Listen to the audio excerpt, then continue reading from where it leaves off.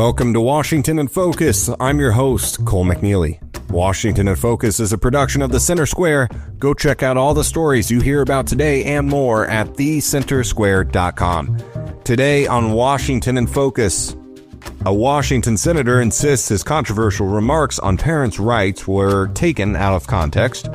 Spokane reaffirms immigration stance amid federal pressure, and a Washington bill would bolster shield law for abortions and gender procedures. All that and more coming up on this edition of Washington in Focus. We'll be right back after this. Some people would call him a loser. He ran for state office. He was beaten. He started a business. He failed. He ran for Congress. He lost. He was nominated for vice president. He lost again. But he knew only those who never tried are the real losers. And Abraham Lincoln was no loser. Persistence. Pass it on. From the Foundation for a Better Life at values.com.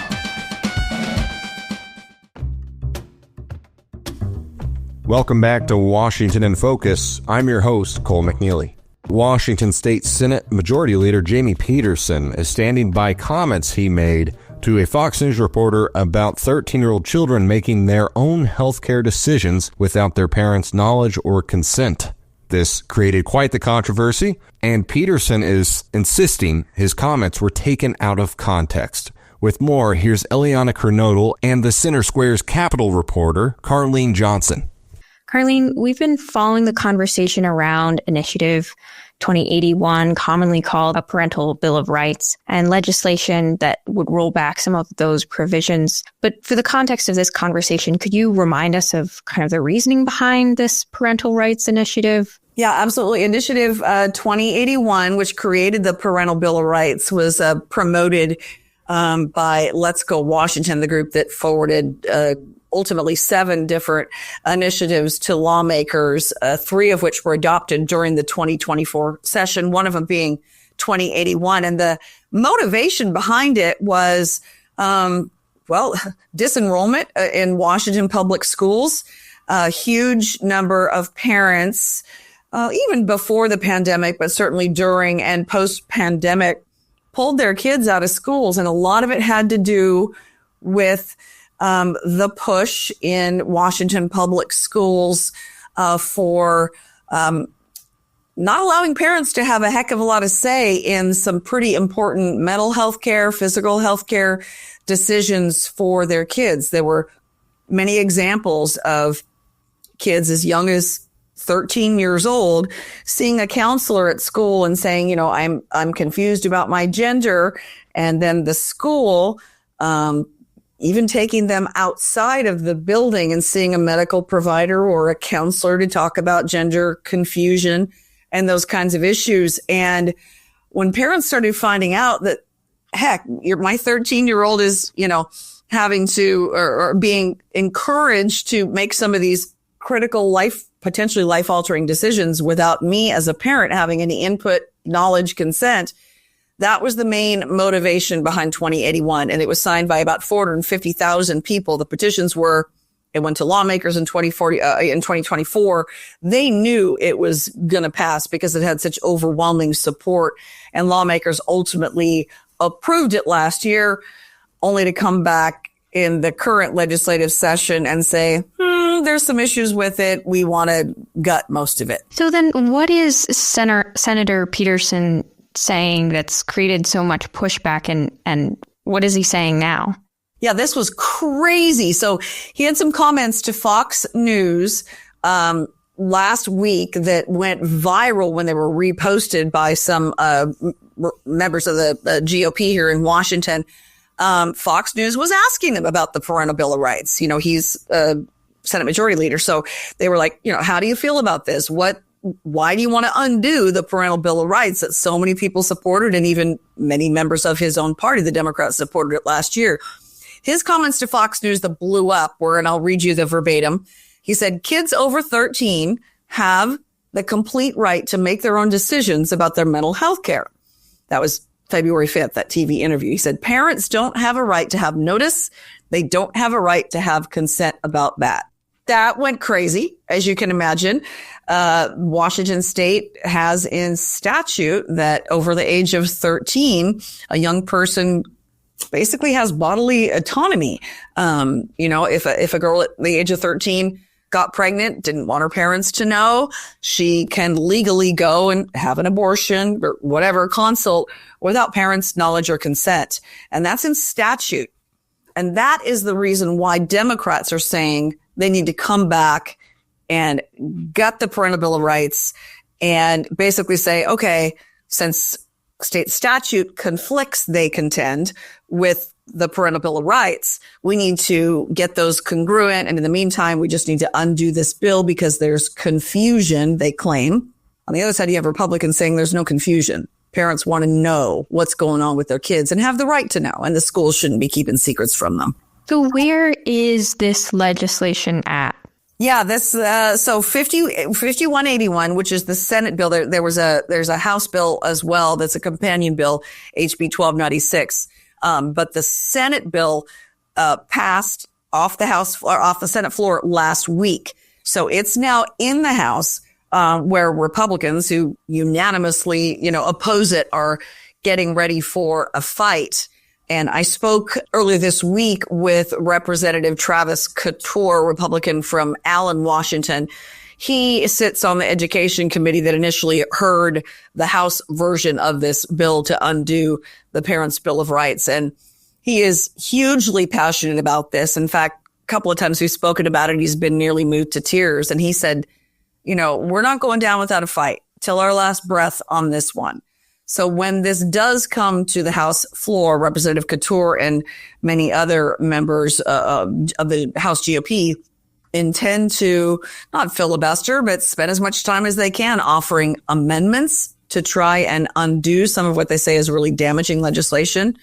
So that's going to be interesting. And as far as Rep. Couture is concerned, he told me, he said, this is the central issue of this entire legislative session. That as a lot of our listeners and readers know from the center square, Republicans are in the deficit here, definitely the minority party in Olympia, and they may be powerless to stop this legislation. It may require another citizen initiative to restore the Parental Bill of Rights. It's going to be interesting to watch, but a lot of passions on both sides of this. A big thanks to Eliana and Carlene for covering that story. You're listening to Washington in Focus, a production of the Center Square. Again, make sure you go check out all the stories you hear about today and more at thecentersquare.com. That's thecentersquare.com.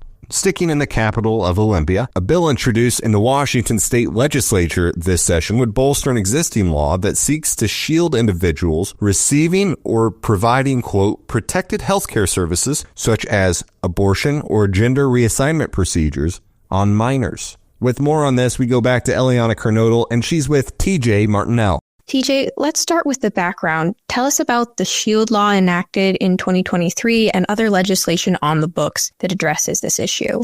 Yeah, so the SHIELD law restricts the ability of courts and law enforcement to either issue or enforce any subpoenas, warrants, or extradition for civil or criminal liability related to protective health services as defined by state law, which, as you mentioned, include abortion and gender reassignment procedures.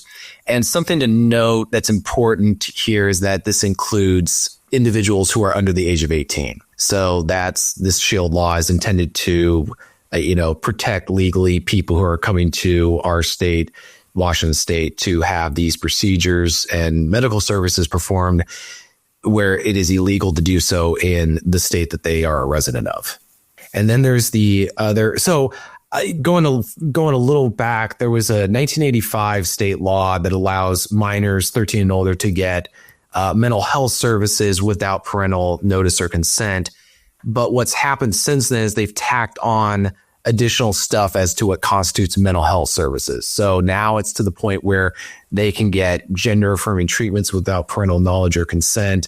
And this is based on other bills that they've added. Insurance companies are not allowed to inform parents when they receive these services. They are informed when they're billed for it, though, which should make for interesting conversations between parents and kids when they get the bill in the mail. And then there's an additional law that was passed 2 years ago, the same in a year as the Shield Law, and it allows host homes and youth shelters to legally hide underage individuals who identify as being a runaway seeking gender affirming care. So these are all these laws that are on the books right now in Washington State. So if passed, what would Senate Bill 5632 do?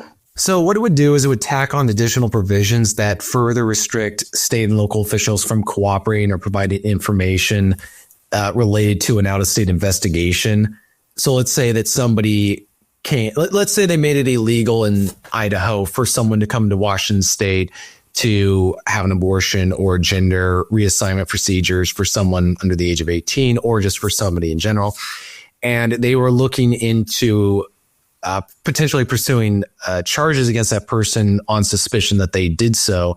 Washington State would not allow any cooperation or any information to be passed along to those investigators. So if it's legal in Washington State, they're not allowed to cooperate with an out-of-state investigation into whether or not that person violated something that's illegal in that state. What has the bill sponsor and other supporters of this bill had to say in favor of it? What they're trying to do is, I'd say, add further protections and maybe expand those protections on individuals who may not be providing these services themselves, the medical services, and they're not the person who's coming in seeking it. There are people who are acting as sort of a intermediary, or they're just assisting that person. So there's services right now, just as an example, there's private airline flight services that will fly people from one state to another to have an abortion performed if that person's from a state where the abortion is illegal. And some of these private flight services don't ask any questions about the person. They don't ask their name, age. They don't ask any of that stuff. The only thing that they want to know is how much that person weighs to ensure that the plane can actually, because they're probably small planes in question. But in our state, for example, we had people testifying that they pick up people from the airport. They drive them to doctor appointments. Sometimes they have procedures that are related that are performed that, they sedate the patient. So that person's not legally allowed to drive after the procedure. So they need to have someone drive them. These people are concerned that they could be prosecuted or investigated by people from out of state, from law enforcement from out of state for if that was to ever become illegal, to help someone from one state. Again, just using an example, Idaho, let's say that they passed a law saying that somebody in Washington State aiding one of their residents in getting an abortion or gender reassignment procedures could be prosecuted by that state. This bill is intended to ensure that the Washington State officials of any kind, local or state level, will not cooperate or provide information that would aid in that investigation. And what have opponents of the bill said? One of the individuals testifying said that their thought is Washington State is out of step with the nation as a whole, and that this is not a good use of taxpayer dollars or funding, and that these procedures should not, some of these procedures, I mean, we're talking about some, again, I just want to emphasize, we are talking about instances where it could involve underage individuals who are potentially traveling to Washington State without parental notice, without parental consent. And depending on the situation, they could flee to Washington State, and any host home or youth shelter that they enter under Washington State law would not have to report them as missing to the parents or to law enforcement or to anybody if that individual claims to be seeking gender affirming care or something like that. So it's going to create some interesting situations potentially with states where the fact that it's illegal in their state doesn't mean anything if that person's able to receive services in another state and they're given resources to make that practically possible to travel. So let's say somebody's from Florida and they want to get one of these procedures done. They can travel to Washington State, and from what I'm seeing, that's a lot of that stuff's paid for by other people.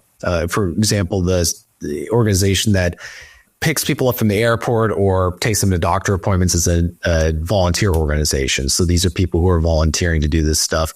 And I don't think that the people who are receiving these services are being charged. A big thanks to Eliana and TJ for covering that story. You're listening to Washington in Focus. I'm your host, Cole McNeely. In Spokane, with a federal crackdown underway, the city council fast-tracked a vote Monday to reaffirm state law restricting how much local law enforcement can participate with immigration authorities. We go back to Eliana Kernodle and our man on the street in Spokane, Tim Clouser. Tim, the city council meeting earlier this week was eventful to say the least. Walk us through it.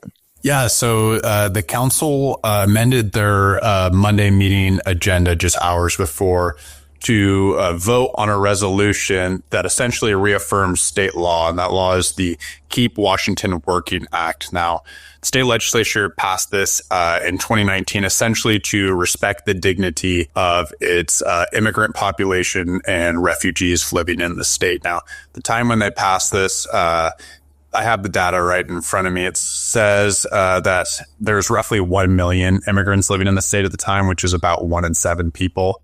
And that comprises about 16% of the state's workforce and 15% of all business owners. Now, the numbers are a little bit different in Spokane, but it's still quite a bit of people. So with President Donald Trump's executive orders, especially around illegal immigration and these mass deportations, the council decided that it needed to fast track this vote, essentially to reaffirm these dignities for the local population.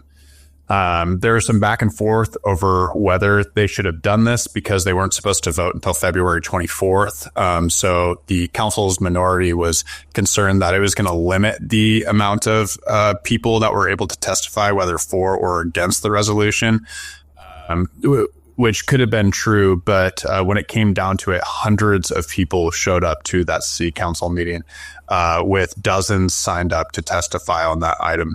So many people were there that the council president had to actually pause the meeting because a fire marshal had told them that due to the building being over capacity, they either had to tell people to leave or they had to take the meeting elsewhere. So there was a lot of spirited testimony, a lot of back and forth over whether the city should even be dipping their hands in this because with resolutions, they're non-binding. They don't change the law. They're essentially making a statement.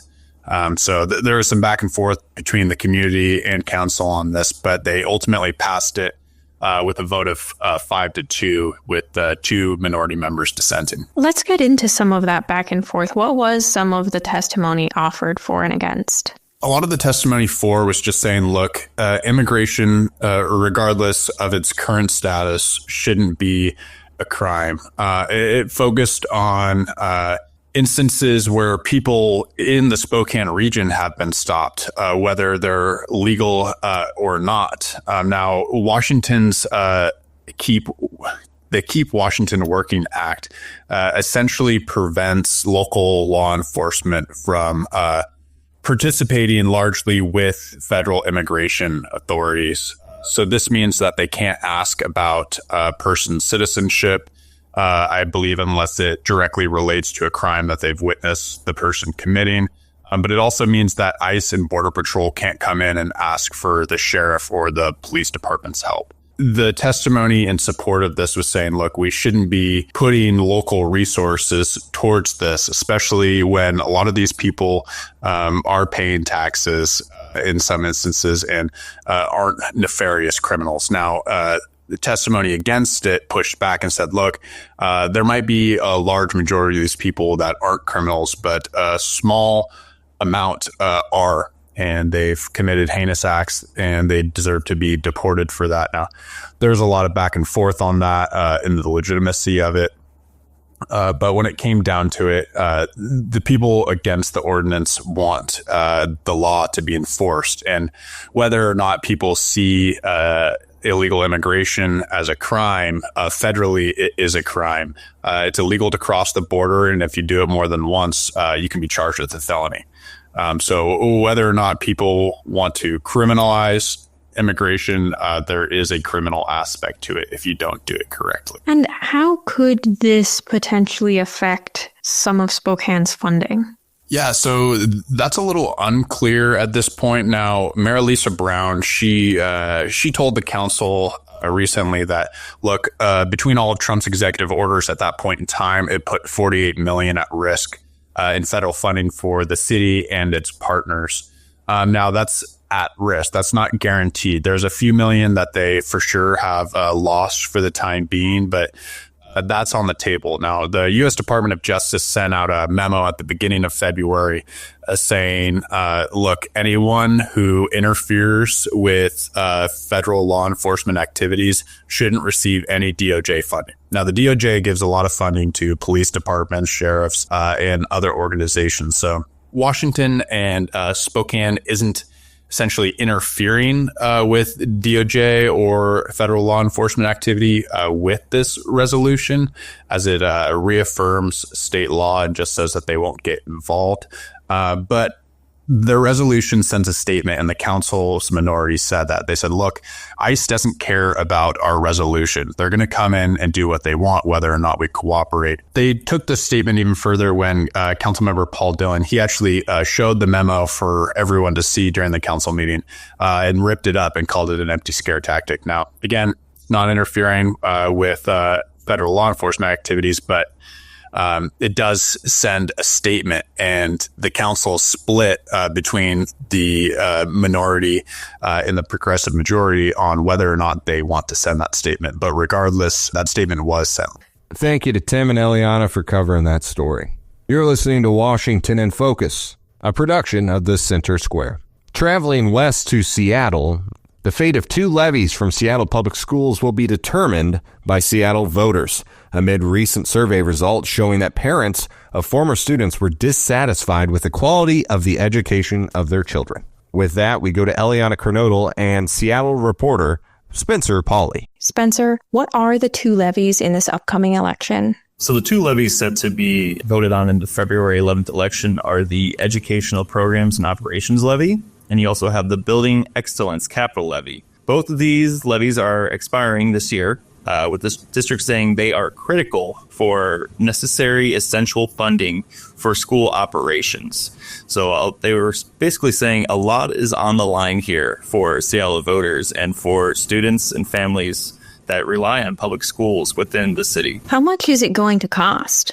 Let me just break it down this way. Let's say both levies are passed. Then the total tax rate that the Seattle Public Schools district would set would be $2.12 per $1,000 of assessed property value. That means the owner of an average Seattle home would pay $1,805 per year towards the district. That's a good chunk of change here for public education within the city. Funding from these levies go towards special education services, classroom technology, the salaries of support staff, school safety enhancements, and the capital levy goes towards school facility renovations. Seattle Public Schools is relying on taxpayers to help fund basically a lot that goes on into public education within the city of Seattle. A big thanks to all of our reporters from Olympia to Spokane to Seattle for covering these stories across the entire state of Washington. Washington in Focus is a production of the Center Square.